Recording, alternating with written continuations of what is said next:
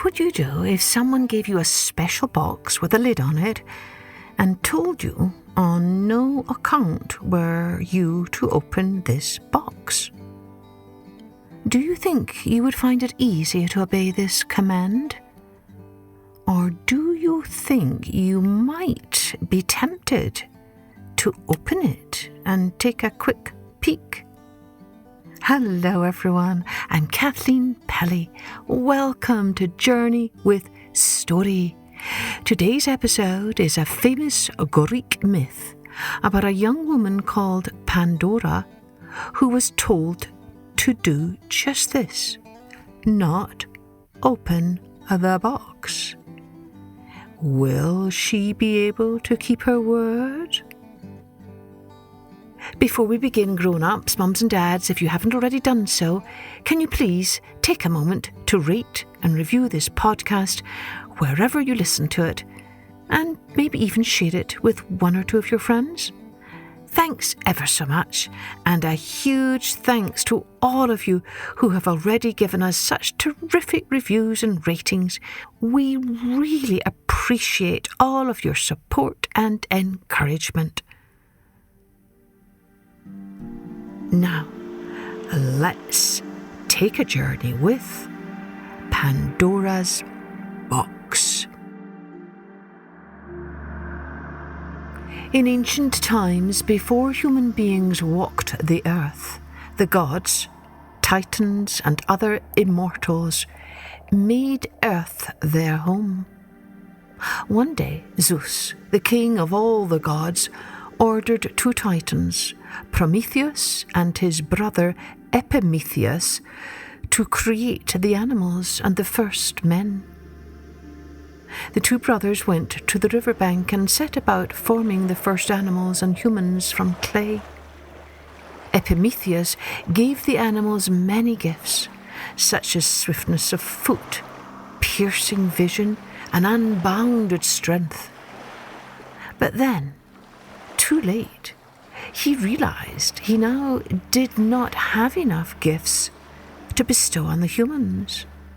Prometheus, feeling sorry for the poor mortals, stole fire from Mount Olympus and carried it down to them.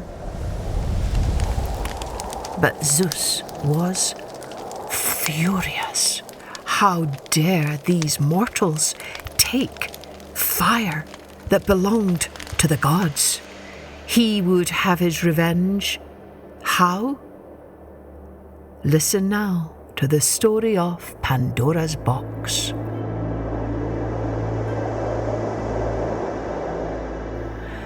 Zeus asked the other gods to help him make a very special woman. Not only was she bright and beautiful, but she was also clever and charming and musical. Then Zeus sent for Epimetheus. "Here is a wife for you," he said. "She is your reward for making all the animals of the earth." Then Zeus gave the couple a special box, bound and locked. "Keep this safe," he commanded them. "And I warn you, at all costs, you must never, ever open this box. You are to keep it locked at all times." The young couple agreed to do as Zeus had commanded, and then Epimetheus set off at once to marry the beautiful Pandora. So enchanted was he with her beauty and charm that he forgot to heed his brother's warning. Never accept gifts from the other gods. After the wedding, Prometheus stowed the box in a dark corner of their house. Pandora was delighted with their splendid home. She loved the gardens that brimmed with sweet scented flowers and splashing fountains. But no matter what she was doing, drinking water from the well or closing the upstairs shutters to her room, stirring coals in the hearth or gathering olives in the gardens, she could not stop thinking about the special box that Zeus had given them. Day and night, night and day, the thought of that box niggled her. What was in the box? She wondered. Pandora's husband seemed to know what his wife was wondering. Remember, that box is not to be opened, he reminded her. Never, never, never. The gods have commanded it. We must not disobey them. Meekly, Pandora nodded. Of course, my husband, you're right, she agreed. Still, secretly, when her husband was not looking, Pandora would wonder about the box. What could be in it? She asked herself, over and over again. Jewels? Or some other precious object?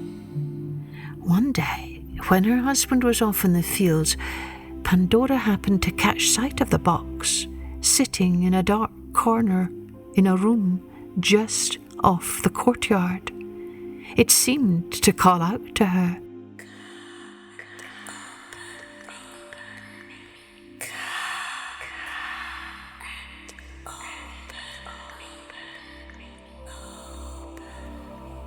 Pandora tiptoed into the room. The box seemed to give off an odd golden glow. Closer and closer Pandora tiptoed. Suddenly she felt a cold shiver tingle down her spine. Her husband's words rang in her head. Remember, that box has not to be opened. Never, never, never. The gods have commanded it. We must not disobey them. She edged back. Then she turned and ran trembling to her room. Days passed, weeks passed, months passed. But Pandora's wondering about the box did not lessen, not one little bit. Instead, it grew and grew like a storm cloud, swirling and twirling around her until it almost engulfed her. Try as she might, she could not stop thinking or wondering about that box. She tried to distract herself with other simpler thoughts. She sat in the courtyard and admired the brightly coloured blossoms. She listened to the birds singing from the rooftops, and she tossed pebbles into the fountains as she sang all the ancient songs etched in her heart. She even fetched a brush, knelt in the courtyard and painted pictures from the old stories onto the white tiles. But the old stories and songs and pictures all led her mind back to the mysterious locked box. One day, while Pandora was out strolling in the nearby high hills, she came upon, crouched on the rock ledge above her, a graceful mountain lioness staring down at her. For a moment, the woman and the animal stared into each other's eyes. Then, slowly, the lioness turned and in one nimble leap disappeared. Pandora puzzled at what such an encounter could mean, but she could not make any sense of it, and yet, on the way home, she felt a sudden surge of courage. It filled her heart. It banished all her fear. The following morning, Pandora found herself all alone in the house.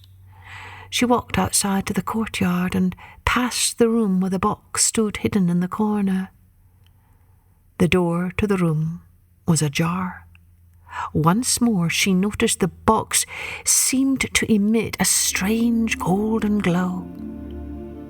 Pandora walked right past the room. But then she turned back and began to pace back and forth, back and forth. Again, she seemed to hear the box speak to her.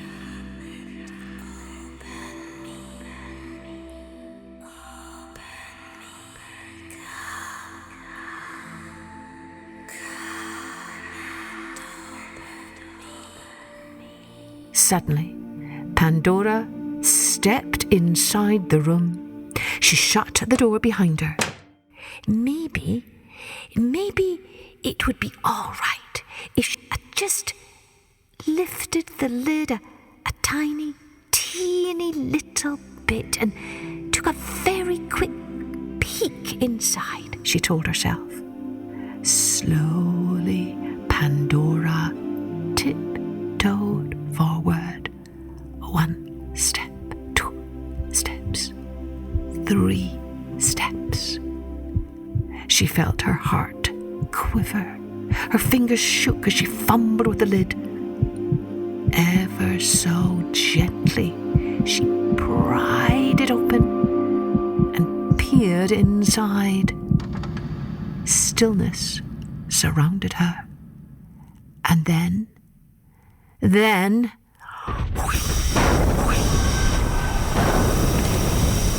Pandora stumbled backward as if a giant wave had washed over her.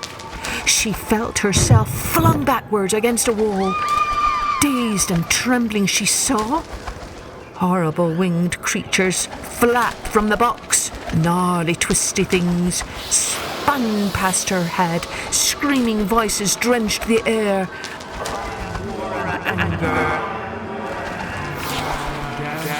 Blood.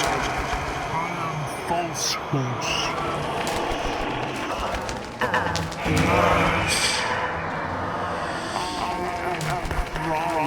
And revenge.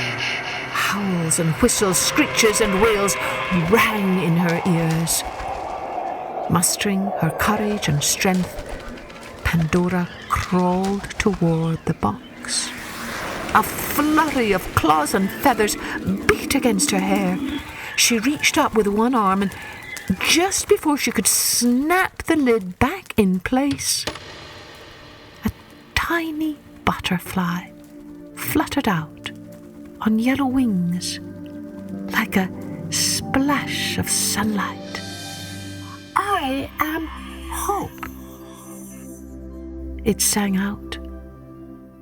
Pandora gasped. Something good remains, she thought. All is not lost. Staggering outside, she met her husband running up to gather her in his arms. The box, she gasped. There were bad things. They have escaped. It was my fault, my fault. Now the air was filled with a black cloud. A terrible storm was brewing. Trouble. I know, answered Epimetheus, grasping Pandora's hand. Harm and evil have entered the world now, but we must be brave, very brave. Pandora nodded. Yes, she could do that. She could be brave. She would use all the gifts and powers the gods had given her. She felt her fear ebb away. She felt a bubble in her heart, a spark of light lifting her spirits. What is it? She wondered. And then she looked up and saw the butterfly fluttering above her. This was hope that she felt. From that day to this, even although we humans have to bear sadness and loss and suffering, we have hope to help lighten our hearts and ease our pain.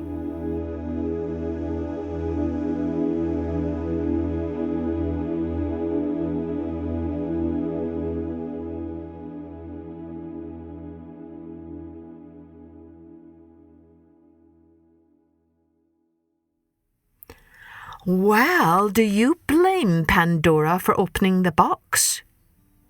Do you think you might have been tempted to do the same? Why do you think Zeus did not tell Pandora and her husband why he did not want them to open the box? Yes, remember at the very beginning, we learned that Zeus wanted to take revenge on the humans, and so he knew very well that they might open that box. But luckily, hope saved everyone. Isn't this a good story to begin the new year? Its souvenir is surely that despite all the sad or bad things in the world, there is always hope. We can always choose to hope that we will find glimmers of goodness, bolts of beauty and whiffs of wonder to cheer us on our way in this world. Happy New Year, everyone. May it be filled with hope and a knowing that all will be well, and all manner of things shall be well. Mums and dads and grown-ups, again, please take a moment to rate and review this podcast wherever you listen and share it with a friend or two. Listeners, if this story painted some pictures in your mind, do send us your drawings so we can share with others. www.journeywithstory.com.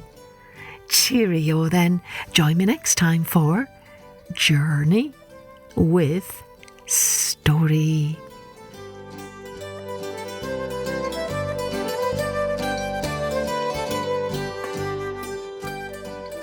Music and post-production was by Colette Jonas.